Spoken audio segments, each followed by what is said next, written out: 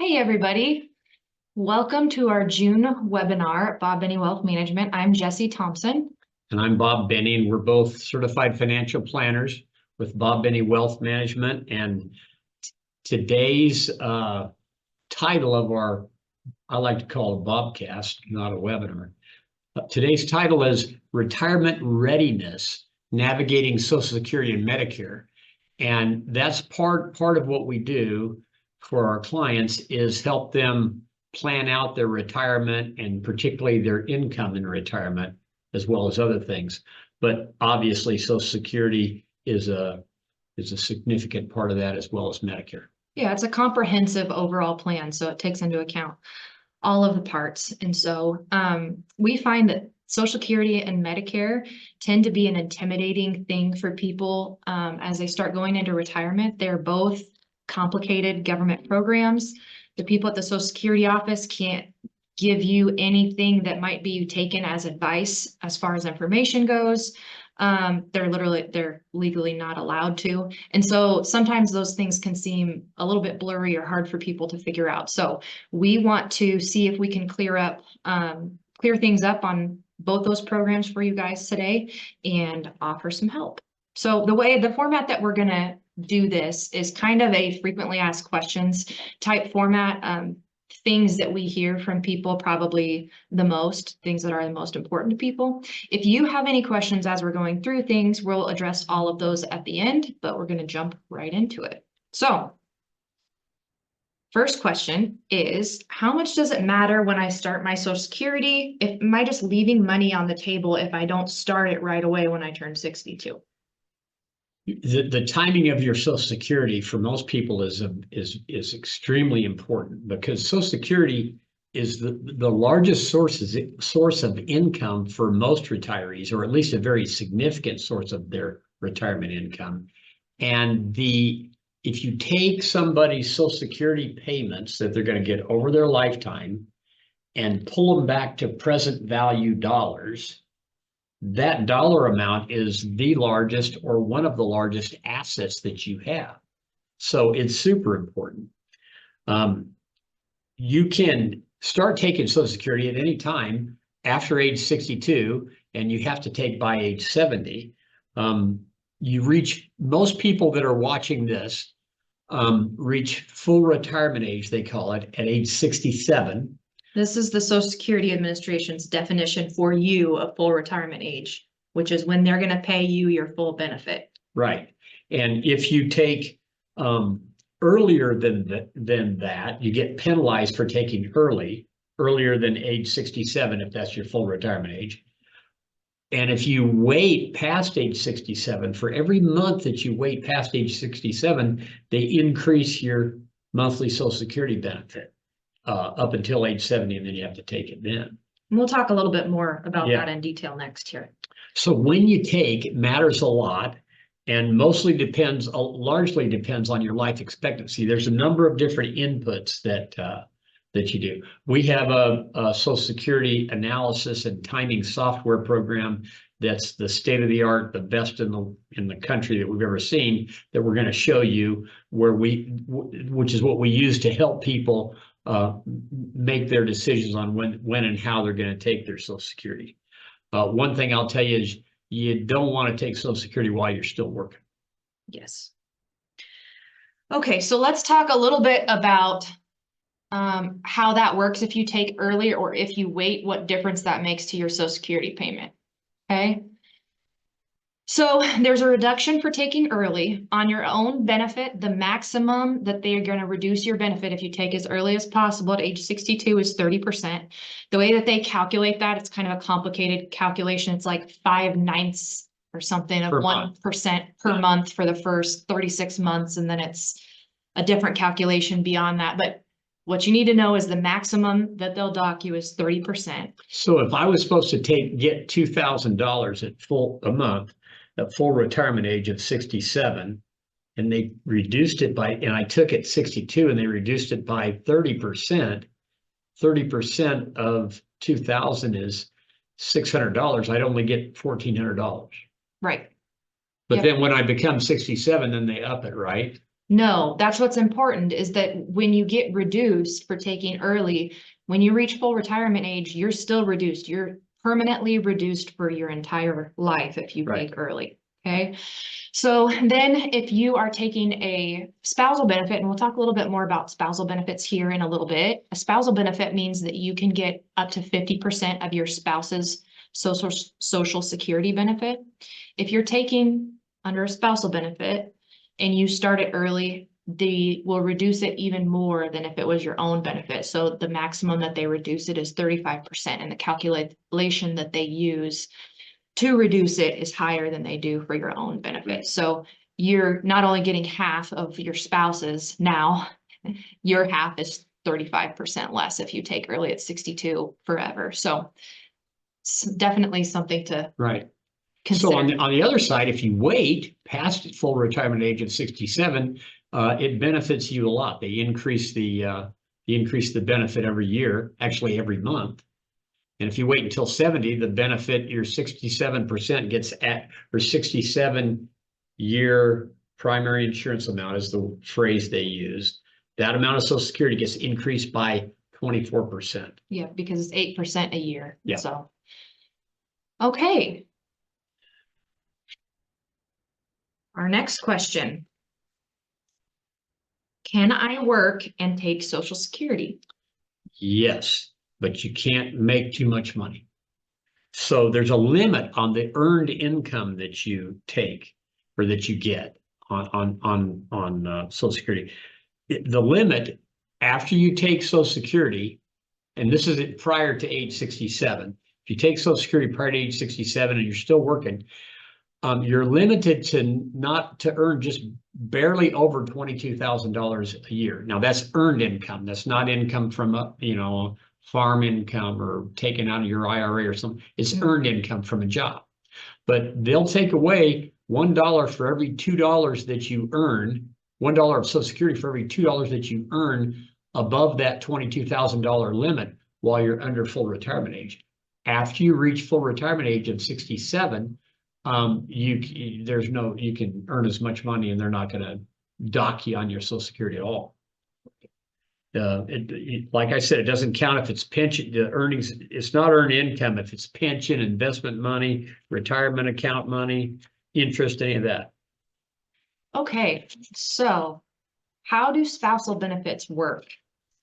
Well, the ages for spousal benefit eligibility are the same as regular Social Security. Age 62 is the earliest, but you're penalized. And just like we said earlier, you're penalized for taking early. Your full retirement age for most people, 67. That's when you get your full benefit of your spousal benefit. It's maxed at the spousal benefit is maxed at 50% of your spouse's Social Security. Their full retirement age Social Security. Yeah. So if your spouse's full retirement age Social Security is $3,000, then your Social Security is maxed at, your spousal benefit is maxed at $1,500. Now, just so you know, if your spouse waits till age 70, and so they're getting those extra credits added onto their Social Security, your spousal benefit doesn't get bonuses added onto it for your spouse waiting, if that makes sense. Right. So you still get, as a maximum for your spousal benefit, 50% of whatever their full retirement age benefit is. You can't get the spousal benefit until your spouse has started taking Social Security. And if both spouses are eligible for a benefit, the lower Social Security spouse, their maximum spousal benefit is 50% of their, so if they get, if they're supposed to get 1,000 and the half of their spouse's Social Security is 1,500, then they'll get their 1,000 and then this spousal benefit of $500 tacked onto that. Then when your spouse, when the higher income earning spouse passes away, if they pass away before the lower Social Security earning spouse, the surviving spouse gets the higher gets their spouse's Social Security, that higher amount, and they don't get theirs anymore. Mm-hmm. So, And the example that I talked about earlier, where say your spouse does wait until age 70 and they get the extra added onto their Social Security, that's where this can benefit you as a spouse. Because you don't, while they're living, you don't get 50% of that higher amount, but when they pass away, you get to take over that higher amount. So everybody's situation is different. That makes me think of your mom and I. Everybody's situation is different. That's why you need to, you or your friends or family that are nearing making these decisions need to come in and let us help you, because everybody's situation is different. You know, their spouse, the ages, their Social Security benefit they're going to get, their life expectancy, et cetera. And these inputs we put into this Social Security analysis software we're going to show you in a minute. And like, so for us, in our situation, Jesse's mom, my wife, was a stay-at-home mom most of her life, or most of our marriage, and doesn't have very much of a Social Security benefit set up. So what we're going to do, my plan is, I'm not going to take Social Security until 70. And she'll get, you know, the spousal benefit of mine. But then the idea being, because I'm whatever, 5 years older than her. I'm 5 years older than Angela. So I'm, and men have typically shorter life expectancy. So I'm setting my situation up so that your mom, my spouse, gets a better Social Security benefit down the road, because she's going to get mine when I pass away. So one other quick thing to mention while we're talking about spousal benefits, and I won't go into a super lot of detail about this here, but a lot of people don't know, or maybe don't realize, that there is survivor's benefits. So if your spouse passed away even before they started Social Security, you can get a survivor's benefit as long as you haven't remarried and you're age 60 or older on their Social Security amount. And then also, if you are divorced from somebody, and say maybe you were a stay-at-home parent and you don't have a super high Social Security amount, you're divorced, your spouse was working and had a really high Social Security amount, as long as you guys aren't remarried, well, as long as you're not remarried, I think, I can't remember if it's both, won't go into a ton of detail on it, but and you've been married for 10 years, you can still get Social Security under your ex-spouse. So those are just a couple of ins and outs that people don't know about. Yeah, that can make a big difference for people sometimes. How is my Social Security taxed, Jesse? Okay. So, well, before I share what this looks like, your Social Security, the amount of your Social Security, the percentage that is taxed, depends on something called your provisional income. What this is for most retired people, it's based on your modified adjusted gross income, but for most people, you can just base it off your adjusted gross income, especially retired people. It's your adjusted gross income plus half of your Social Security, and they base it off that amount to decide how much of it is taxable to you at your regular tax rates as income. Okay. How much of the Social Security is taxable to you? Yes. So it could be 0, it could be 50%, or it could be up to 85%, but no higher than that. Yes, so here are the rates. You will be taxed on none of your Social Security if you make under $32,000 married filing jointly, or under $25,000 for that provisional income amount. For all other taxpayers, so single or married filing separately. 50% of it will be taxable if you make these in-betweens of 32 to 44,000 for married filing jointly, or 25 to 34,000 for everybody else. And then for most retirees, probably about 85% is going to be taxable if you make above 44,000 for married filing jointly, or 34,000 for everybody else. That's probably what it's going to be for most people, but they still don't tax you on 100% of it. The max that they tax you on is 85%, which is better than most other sources of income that people use in retirement. So, and that's part of our retirement income planning that we do with folks. So if you have a choice of taking $1,000 from your IRA and being 100% taxed on it, or taking $1,000 from the Social Security and only taxed on 85%, $850 of it, you'd be better off there. So that's another reason to maximize the Social Security income. Okay, the last Social Security question, and then we're going to show you a little demo of the software that we have. Will Social Security run out of money, Jesse? No, we don't believe it will for most people on this call, at least. Yeah, and that's because Maybe for me. It's run by the politicians, and one of the largest voting blocks, if not the largest voting block, is people at or near retirement age. And so the politicians aren't going to commit political suicide by taking Social Security away or reducing benefits from a large block of voters. So we're pretty confident they're going to do everything they can to keep Social Security around and not hurt anybody. Now, what they may do to stabilize Social Security is reduce the Social Security benefits for younger people, like Jesse's age or whatever. But so now this brings us to our Social Security timing tool, doesn't it, Jesse? Yes, and so we have 3 different examples that we're going to go through to show you just kind of how Social Security works and how this tool works. And we set it up with 3 different retirees or pre-retirees, whatever you want to call them.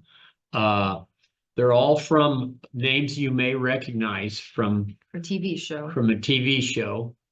So they're not real people. I mean, they're real people, but they're not our customers or anything. We made up the names and the numbers. So go ahead. Okay, so this first person that we're going to talk about is Michael Scott. His age is 64. His full retirement age is 67. We put in a life expectancy for him of age 85. And his benefit, his Social Security benefit at full retirement age is $2,600 a month. So can you explain what we're looking at here, Dad? Okay, so what this ends up being a, I don't know, 8 or 10 page report, but what we've got here on the left side are 2 bars, a blue bar and a red bar. The red bar is the present value dollars of Michael Scott taking Social Security as soon as he possibly can at age 62. Well, this is him taking, he's 64, so this is him taking. Right, I'm sorry. Right now. Right now. June 2024. Yeah. Okay. So, and then the blue bar is they take all the different possible Social Security claiming ages for him every single month and run them out to his life expectancy that we put in there of 85, and then pull them back to present value dollars. And so the present value dollars of him taking, this is the highest he could possibly get, it's $477,232. And that is waiting until age 69 and taking Social Security. So then this is another thing that this thing shows, this software we use shows, is it compares what he's going to get on Social Security to what his income need is. And so on this graph, the black line is his income need adjusted for inflation, and it just keeps going up. And these first years are while he's still working. He's retiring and starting to take Social Security in 2029. By the way, you don't have to take Social Security when you retire, and sometimes people don't. He may have retired in year 2025 and just used his savings to live on until he got to time to take Social Security. But so if we look at the first full year of Social Security, 2030, it shows us that his income need, we just made this up based on what clients do, is $86,000, where it says totaler, that's the total Social Security he's going to get, just under $42,000. And then there's a gap, a difference between what he needs and what he's going to get of $44,000. And, we need to figure out, and we'll help them figure out how to, and anybody else, how to fill that gap, whether it's going to come from pension or income from his IRA or a part-time job or whatever. But this is how this works. So that's for a, oh, go ahead. Let's talk about this. This is a break-even analysis too. So this shows between these two strategies where he would break even, which for him would be age 82. Yeah. If he lives past 82, that's when this blue scenario is going to be a better deal for him. If he, Waiting till 69. yes, if he dies before he's age 82, you can see the amounts that he's going to receive in total from Social Security are at every age here, and would be a better deal for him and higher for him than if he would have waited. Yeah. It's the idea that, you know, if you could take Social Security at whatever, 64 or 65, but waited until 70, and then if you die at 71, you'd have been better off taking it at 65 or whatever. Mhm. Yep. And then one more thing that is great on this is that you don't have to just stick with these two strategies that they plug in, the earliest and the best. You can say, well, I think Michael's saying, I think I want to maybe retire at age 67. Start taking Social Security. Start taking at age 67. Retire and take Social Security at 67. Who knows? Then you can plug in the age and make that an alternate, and it'll show you. So there you go. That's the present What in difference the that would green make. bar is the present value dollars of him taking it 67 and going out to his life expectancy. It's just a little bit less than the other. So we don't have real big differences here for Michael Scott, but we're gonna for some of these other scenarios that we're gonna show you. Okay. So the next is for Yep. Why don't you go ahead and tell them the next people, and I'm the gonna next people have to are pull these back up. it's Jim and Pam Halpert, also from the television program The Office, which is where all these people are coming from. But Jim and Pam are both age 60, or no, he's age 60, she's age 55. Their full retirement age is 67. His life expectancy is age 80. Her life expectancy is 85. Their benefit at full retirement age of 67 of Social Security is $3,000 a month for him and $1,400 a month for her. So here you can see a significant difference in the present value dollars of them taking the earliest they can, which is the red bar at age 62, and what the recommended is where they get the highest amount of present values of their Social Security lifetime income stream of $756,000. And that strategy is, what is that? Okay, so they have Pam filing for Social Security at age 62 and 1 month. And then a few years later, Jim files at age 70, and his first check would be in June of 34. She also gets a little additional spousal benefit of $101. And then on the way it has with the life expectancy and stuff, and when he dies at age 80 in June of 2044, she would then get widower benefits, which would be $56.99. And so if we scroll down, Jess, it kind of shows them what these are. Again, the line at the top, the purple line with the dots on it, that's their income need going, you know, growing, increasing with inflation as you go out. And then the below that are those bars with the blue bar. The blue part of the bar is his Social Security, the black part of the bar is her Social Security. But if you just scroll up a little bit, Jess, there you go. So in 2035, their second full year of both of them being retired and getting Social Security, their income needs $155,000. They total between the two of them get $71,000 in Social Security benefits, leaving them a gap of $84,000 that they have to fill with, you know, retirement account withdrawals like IRA withdrawals or pension or part-time jobs or whatever, but it shows you where they are. And the other thing that's cool is this chart over on the right. We call it this break-even chart. And this has Jim's longevity on the horizontal axis and Pam's on the vertical axis. And then you can hover over any area, and it'll tell you what the, you know, what the different alternatives would be suggested or the taken at the earliest. If you pull clear away from that, Jess, you can see on that chart, wherever it's red on the chart, that's where they would have been better off had they taken Social Security right away at age 62. But as they get older, if they both make it older, or if either one of them make it older, it makes a pretty big difference. So if you go out, you know, somewhere when they're 90 or something like that, show when they're both 90. All right. So when they're both, she's getting there a little bit. Oh, it's so hard to It's find kind of that. hard. There we go. So if Pam lives to 90 and Jim lives to 90, them waiting and taking the suggested, or him waiting and taking the suggested, the present value dollars of that income stream is 968,000 versus 826,000 for both of them taking early. So it's a pretty important decision for them to make. Yeah. As you can kind of tell, typically with people, the longer that you live, the bigger difference it makes. Right. Right. So, all right. Ready to go to the next one? Yes. So our next couple is Dwight and Angela Schrute. They're both 62 right now. Full retirement age for both of them is 67. Both have a life expectancy of 85.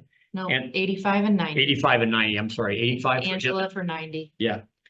90 for Angela. And then their Social Security benefit at full retirement age of 67 is $2,500 a month for Dwight and $2,300 a month for Angela. So this couple is closer in age and their benefit amounts are closer. So let's take a look and see here how this all turns out for them.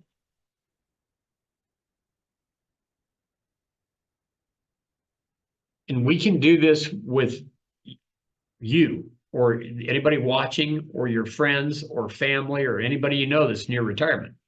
So this is Dwight and Angela Schrute. You can see them take, if they took right now, the earliest, the present value dollars of their Social Security payments out to their life expectancies of 85 and 90 would be almost $861,000. The up on the blue line is the suggested where they could get the maximum present value dollars with that strategy. And Jesse's going to click on it and it'll tell us what it is. So Angela Schrute files for Social Security at age 69. He files for Social Security at age 70. And then of course they have him passing away down the road and she gets his and whatnot. But then if you scroll down a little bit so we can see that, there's their income need right there in the kind of gold bar going up with it, with the inflation. And this is their first full year of Social Security for Dwight and Angela Schrute. Their income need is almost $104,000. Their Social Security combined is about $85,000 and leaving them a gap of $18,000 that needs to be filled with, you know, income from their investments or whatever. So then we also did with them one of these alternate things, and the alternate that we did is both of them taking at age 65. And so then if we scroll down, you know, it's the same kind of deal. There's going to be a bigger gap. They're going to have more money if they're retired at age 65 because their Social Security benefit is not as great. The other double whammy of that is that their retirement accounts aren't going to be as big as if they wait. Yep. So if we close this, then here again, now we have this break-even chart that we were telling you about before that shows them what they would get at different ages of passing away. So that's how we help people figure out with Social Security, and we can work. We do it all the time for people. Everybody that is a customer of ours or that comes in here that's nearing retirement, we do the Social Security analysis and help them figure it out. Sometimes people that are maybe somebody comes in at age 55 and they're a ways away from retirement, but we'll run this for them and then a few years later, run it for them again and so on and so forth. So that because all this stuff, investments and retirement income, everybody's lives change. And so it's kind of a moving target that's part of our job as wealth managers and certified financial planners. Okay, I'm getting another call, yeah, Jess. we're running out of time, but I'm gonna try to be as comprehensive and Yeah, we're going to talk stuff as I about can be we're going with to the talk about Medicare thing. Medicare now. Um, Regarding Medicare, when do I need to sign up and how do I do it, Jess? hang on, I'm stuck here. Okay. You need to sign up 3 months prior to turning 65 is when you can start signing up. You'll be signed up automatically if you're already taking Social Security before you turn 65. If you're still working when you turn 65 and you're going to keep your employer health plan, you still want to sign up. You're going to have to sign up yourself for Part A, and that's free. There's no premium for Part A. That's the hospital part of Medicare. But you'll delay your Part B, which is the like doctor medical coverage of Medicare that has a premium to it. You'll just delay that until you actually retire and aren't on your work's health insurance anymore. So you can sign up on socialsecurity.gov if you're pretty tech savvy, or you can sign up at the Social Security office. Locally, you can set an appointment there. That's also how you sign up for Social Security that we just talked about. So Jesse is signing up for Medicare. Is that sufficient? Is that all a retiree needs to do for healthcare at retirement? No. So there's two parts of Medicare. There's Part A, like I talked about, that covers if you get hospitalized. And there's Part B, and that covers like doctors costs. And there's a bunch of gaps in both of those things that can leave you with high out-of-pocket costs that you would have to pay yourself. So there's deductibles that you have to pay. The hospital deductible is per time you get hospitalized, not per year. So you could have, if you get hospitalized multiple times in a year, you could have to pay that deductible more than once. There's different co-insurance and co-pays that you're responsible for, that if you had something big happen to you at some point while you're retired, you could owe a lot of money out of pocket if you don't have anything besides just traditional Medicare. So there's also not any prescription coverage in traditional Medicare. So what we suggest to people, and we send people to a Medicare person that we'll talk about here in a minute. What we suggest to people is that they get a Medicare supplement plan that would fill in and cover all of those gaps for you and make it so that there's certain Medicare supplement plans out there that can make it so that if something happens to you, basically all you're responsible for is a Part B deductible of like, I can't remember what it is right now, $240 or something like that, even if you had a major thing happen. So we suggest that people get a Medicare supplement policy. The Plan G is the plan that I was just talking about. There's a bunch of different ones. And you can go to any doctor that accepts Medicare patients with Medicare supplement policy too, which is great. There's other plans that we'll talk about here in a second that don't allow you to do that. And then you also need to sign up for a Medicare Part D. D is for drugs. That covers your prescriptions. So I see ads on TV and get lots of mail about zero premium Medicare plans. What are those? Those are Medicare Advantage plans. Those are a different option that you can take as opposed to a Medicare supplement that we just told you about. The Medicare Advantage plans, we typically steer people away from those. Usually they work a lot like a traditional healthcare plan, so they don't have the same benefits as regular Medicare Parts A and B. They have like their own deductibles, co-insurance, co-pays. Those change every single year. You have to shop around for a different plan every single year, and the network of doctors that you can go see can also change every single year. It's a plan that's all wrapped into one, and the prescriptions are wrapped into it too, I believe. Typically, for most people who can afford a Medicare supplement policy, that's going to be a better route for them than these Medicare Advantage plans. The Medicare Part D is also a thing that you need to sign up for every year, and something that you might get information on from a bunch of different plans. What's important about choosing your Medicare Part D plan is that you need to plug in your prescriptions to choose a plan and see what's covered, because the different plans change what drugs they cover and at what rate and all that stuff every year. So another quick note that I want to make is that you have an important timing window right when you turn 65 or right when you retire and go off of your work health insurance plan, whichever one of those things happens later.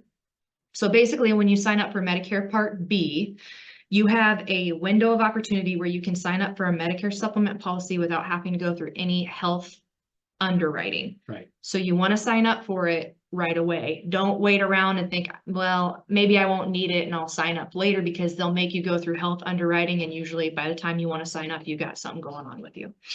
And then for the Medicare Part D, the prescription drug plan, you want to sign up for that right away as well, because for every month when you eventually need it, because even if you don't have any prescriptions now, probably at some time in retirement, you're going to need prescriptions and want a prescription drug plan.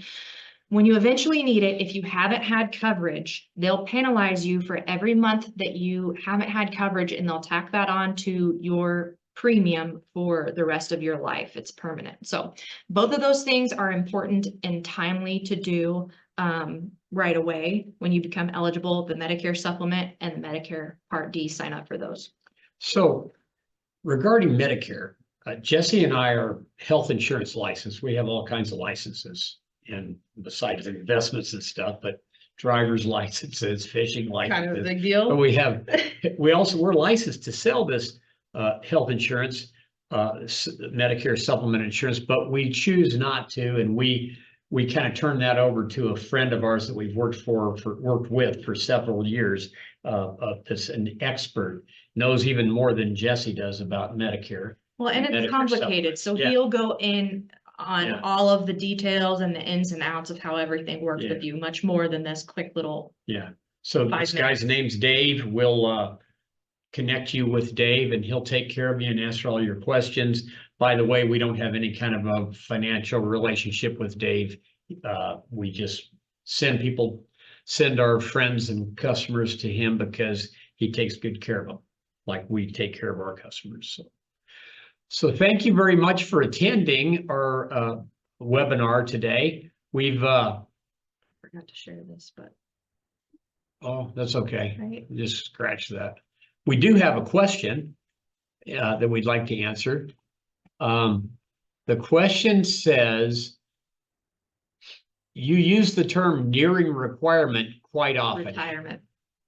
What I say, requirement? Yeah.